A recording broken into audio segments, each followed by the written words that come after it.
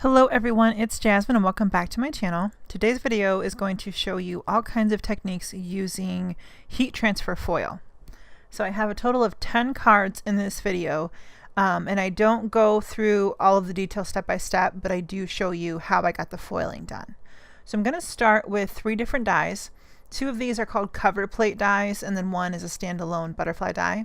This first one is called P&E plate by Paper Tray Ink. I'm going to cut that out using some white cardstock, and we're going to use, we're going to kind of create 2 pieces with this. And the second one is a snowflake cover plate die by Memory Box. And we're going to use, we're going to create 2 pieces with this as well. We're kind of doing these die cuts to use them as a stencil, but we're going to be able to use both pieces after they're dry. And then this is a Sizzix butterfly die. So kind of take a look through your die and see which ones you might be able to make work for this. But it's a really cool technique, and it's a really fun way to get more use out of the products you might already have, instead of having to go out and buy new stuff or more stuff, as much as we all love to get new stuff. Sometimes it's just not feasible, so we need to use what we've already got. So here I have my 3 die cuts, and I'm using gloves because the Decofoil transfer gel has a warning on it that it can cause cancer, and not to scare anybody, that's not what I'm trying to do. It's just a precautionary thing, just so you don't get it on your fingers and you don't accidentally ingest it, things like that. So I've started wearing gloves whenever I'm using inks or anything like that, just as a precautionary thing.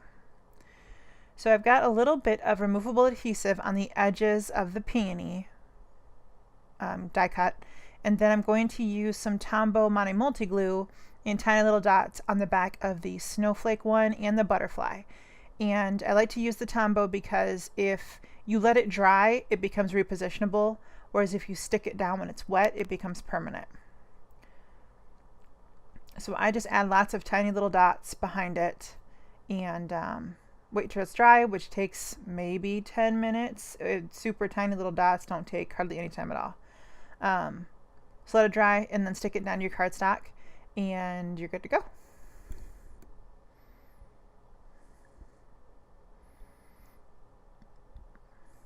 And I do use several tiny little dots just because I want to make sure that the interior of the die cut is going to be stuck down, because it's going to give you a cleaner result when you peel up the die cut from the backing paper. So here's our Decofoil transfer gel. And you're going to use this the same way you would any texture paste or embossing paste. The difference is, instead of scraping off the excess, you're going to leave a little bit of a thicker layer, and that is so you're covering both the die cut itself and the background, and that's how we get to be able to use both of them in the foiling later on.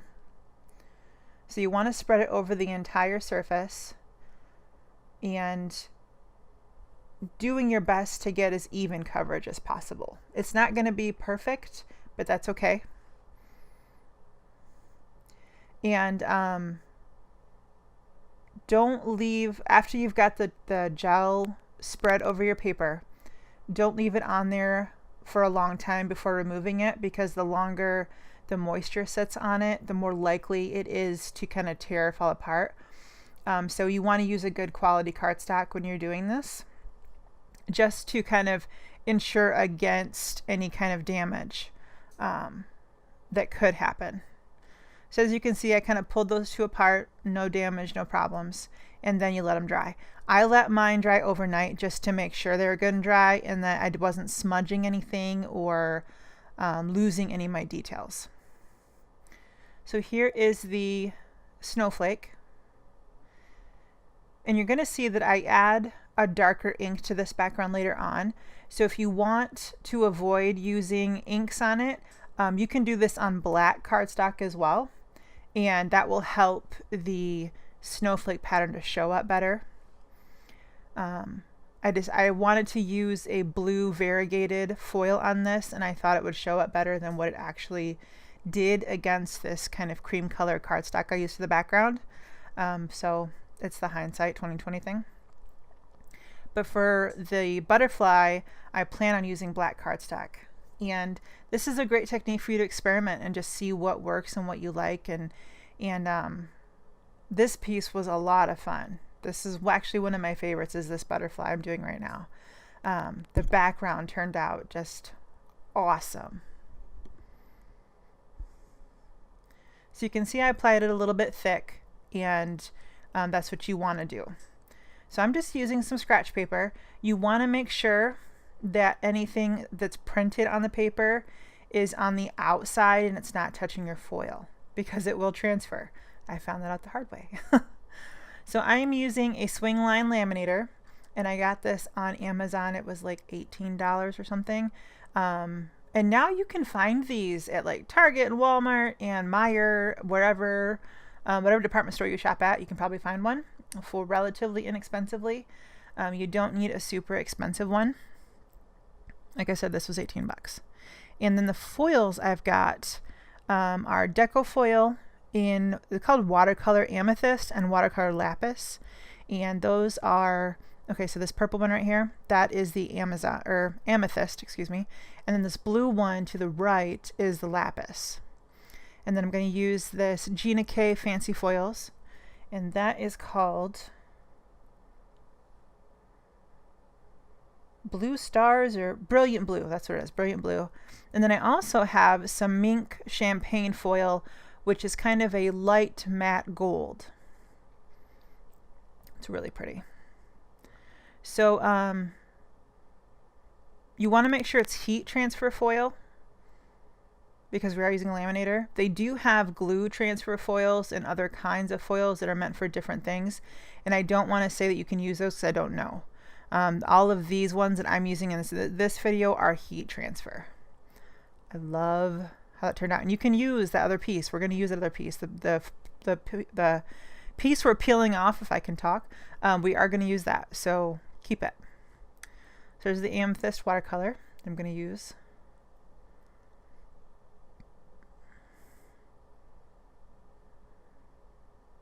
This was one of my favorite parts, was just peeling off the foil and seeing the results I was getting, because so pretty. I love that one. And then this is the lapis watercolor. It's kind of a blue and gold variegated. Isn't that pretty?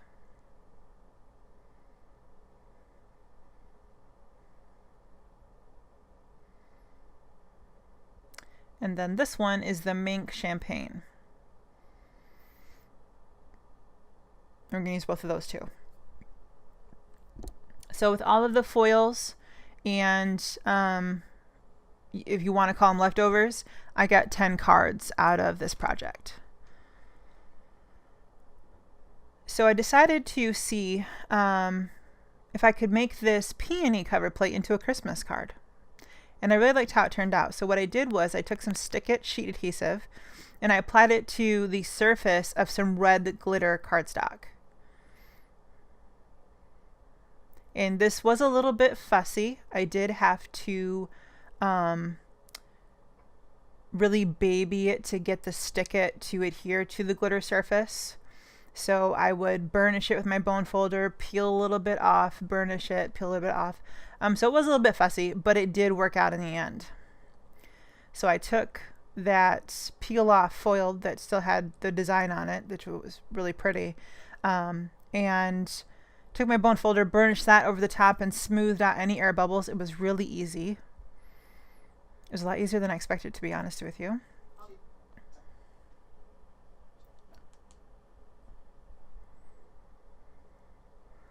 And I had a little bit of sticky left at the top. I ended up die cutting this and kind of anyway. So there's the two cards that I've got. One is a red velvet behind, and the other one was the red glitter. So here is the piece that didn't have enough pop for me, and you kind of couldn't tell that the background was snowflakes. So what I did was I took two colors of Distress ink. One was Hickory Smoke and the other one was Black Soot, and I wanted a color in between. So I start off with the Hickory Smoke, and these are Distress Oxide inks. Super creamy, super blendable. And as you can see, I'm not peeling up any foil, which surprised me. I kind of was worried about losing some of it, but none of it came off. And it wasn't quite dark enough, so I went with black soot and darkened it up a little bit. So it's not quite as dark as a black would be. It's kind of a gunmetal. So it's a darker gray is what it turned out to be. And it really set off the foil, and it set off the colors in the foil. And then I just took a tissue at the end and buffed off any of the excess ink that was sitting on top of the foil. So it's actually really worked out really well.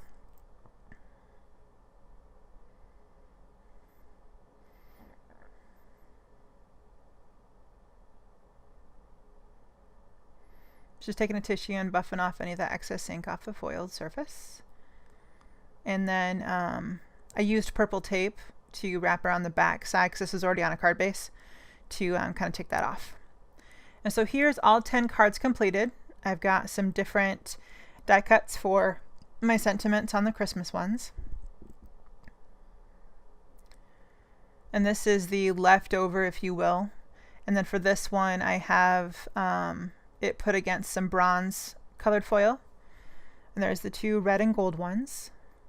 And then I Believe in You die is from Alexandra Renke. And everything will be linked in the description box so that you have direct access to all the stuff that I used. Love those. Purple foil is just amazing.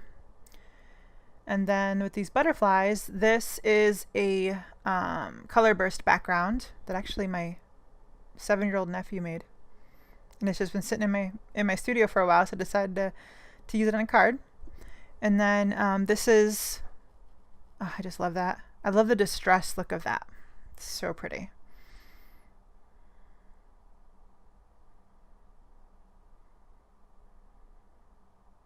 And there's that blue foil from Gina K. And yeah, so this is a lot of fun. So look through your card making supplies and see which dies you have that might work out really well for this. You can use any stencils for this as well. You won't kind of get the 2-for-1 like you would with a die cut, but certainly usable, flexible, versatile, all those good things. Thanks for watching my video today, guys. Let me know if you have any questions, and I will catch you on the next one. Have a great day. Bye-bye.